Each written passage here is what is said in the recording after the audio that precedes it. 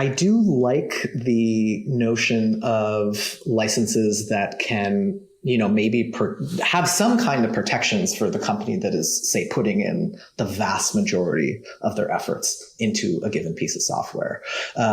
What's really tough about this particular case for this kind of move is that Akka is already everywhere.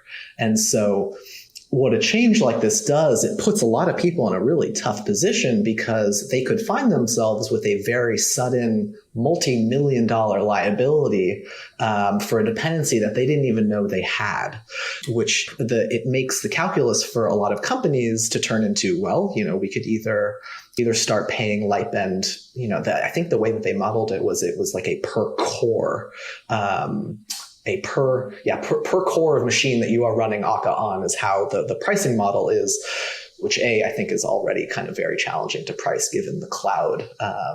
Given the cloud, it's very, this is supposed to abstract away these kinds of things very counterintuitively. But when you start talking about multi-million-dollar liabilities for the Fortune 500, 100 companies, you start to get into a territory where just maintaining your own fork becomes, potentially cost-effective to do.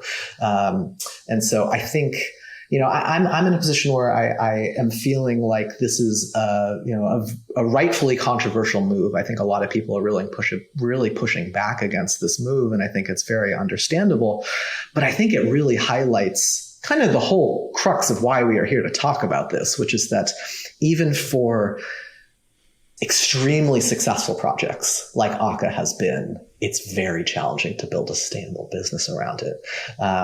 And you see companies like Lightbend try to make tweaks and changes and ultimately kind of reach for the BSL. What I see when I read those articles is, wow, it's still really hard to build a sustainable business around even the most popular and critical of open source infrastructure. Yeah, and that's separate from my opinions on the BSL in particular. It is not an open source license, just period. It just isn't. But eventual open source is better than just full proprietary.